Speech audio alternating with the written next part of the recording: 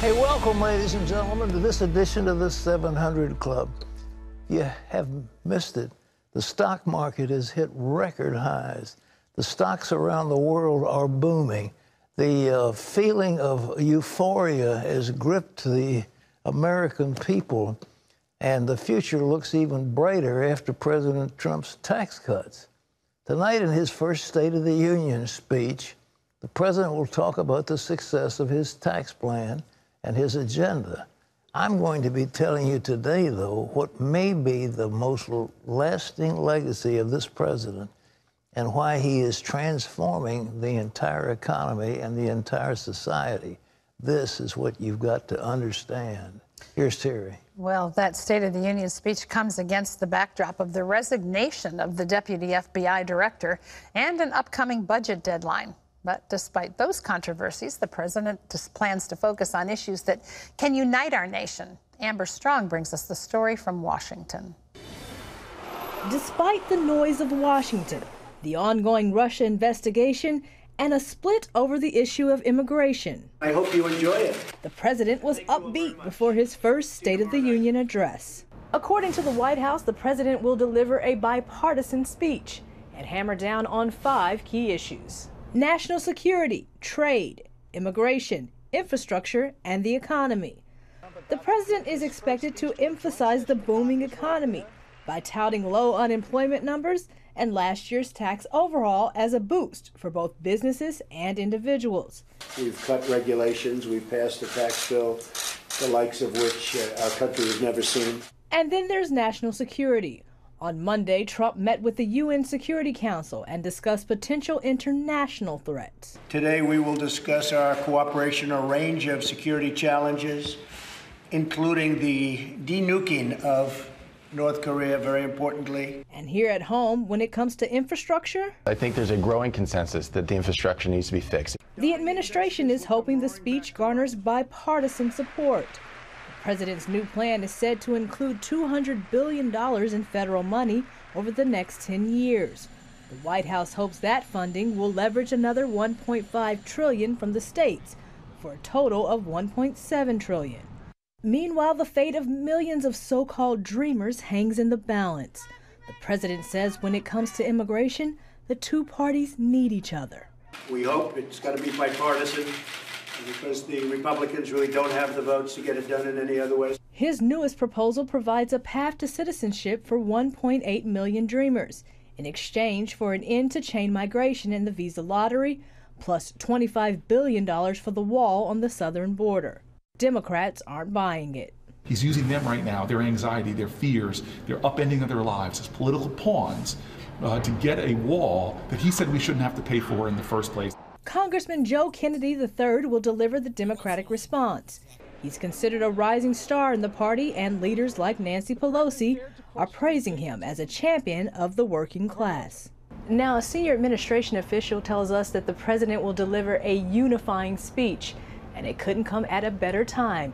A number of congressional Democrats are planning to bring dreamers as guests, and others say they'll skip the event altogether. Amber Strong, CBN News, the White House. Well, this next thing has not been featured in the news. It just isn't one of those sort of sexy things that gets everybody's attention. But the long-range impact of what the president is doing in this area may have much more significance in the life of the average American than anything he's done so far, including tax cuts. And that has to do with the appointment of federal judges. And we have that story now.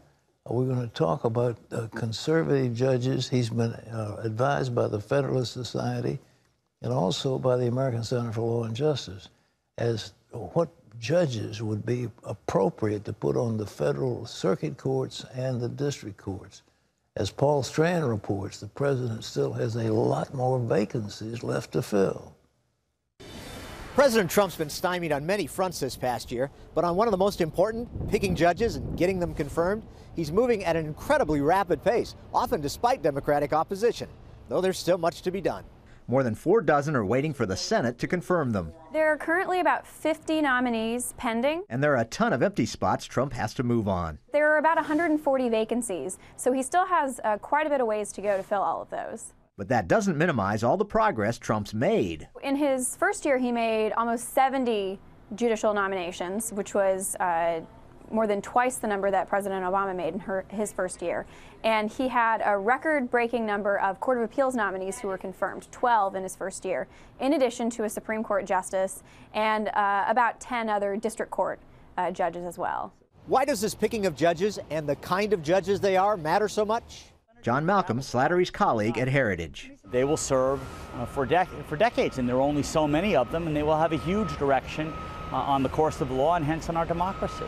A president's ability to appoint judges is the biggest legacy, the longest lasting legacy that a president can have. Judges, I mean, there are still Jimmy Carter judges on the bench. So judges last for decades. And these district and circuit court judges have much more influence on the law than do the 9 Supreme Court justices. The Supreme Court only hears about 75 cases a year. By comparison, the courts of appeals hear about 50,000, and the district courts hear several 100,000 a year. Slattery is thrilled with the kind of constitutionalist judges Trump's been nominating. They're not judges who will legislate from the bench. They understand that they are judges and they are supposed to be impartial and neutral and not just legislators who wear robes. Paul Strand, CBN News, Capitol Hill. This is a major thing, ladies and gentlemen. Keep your eyes on it. There are a number of vacancies left to be filled. And the president is being advised by the Federalist Society and others, but he is putting on an extraordinary bench of conservative judges, many of whom are young. They're looking for young people so that they'll be on the court. They have lifetime tenure and they can stay on for years. And as that story showed in the circuit courts, they would take up 50,000 cases, whereas the United States Supreme Court may take up 70. You can compare, and the district courts, hundreds of thousands. The day-to-day lives of the American people have been affected dramatically by what these judges have done. It is extraordinary. You look through Roe versus Wade, you see some of the other landmark decisions the Supreme Court has made. But this is the bench, if you will, the JV team for the Supreme Court. So these circuit court judges are the ones who will probably supply us with the next Supreme Court. And remember, Gorsuch was following in Scalia's path.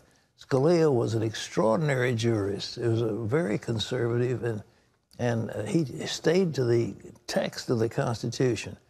The whole thought of the liberals, the progressives, is that the Constitution is a fluid document that can be changed in light of sociological trends and the flavor of the month, if you will. Whereas Scalia and others said, we've got to go back to the text of the Constitution.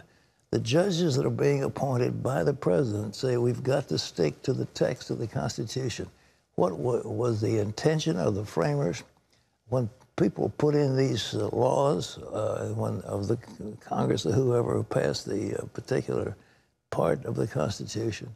What did they intend? What was the intention of the framers when they put the Constitution in place? And we need to go back to the intention. That's the way you have a rule of law. It's not a sociological, malleable thing depending on the shifting tastes of our society. Now, these judges, it is so important to have them in, and the president is just quietly, with all this talk about immigration and so forth, and Kim Jong-un, et cetera, the lasting impact is going to be the selection of these judges. And he's got a whole slew of them he can appoint right now, and he's going to. Well, now, with us now from Washington is Mercedes Schlapp.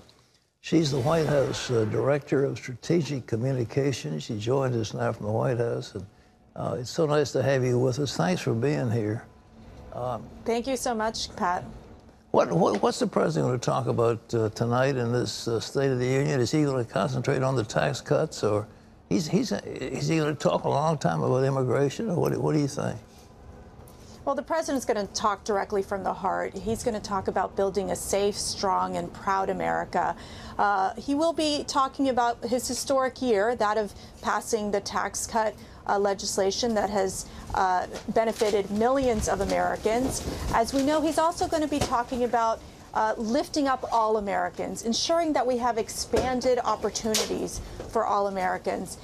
He's also going to be addressing topics such as infrastructure. As we know, we've had crumbling roads and bridges, and it's a moment in time now to invest in our infrastructure, invest in our workers. He's going to focus on immigration as well. As we know, he released his framework last week.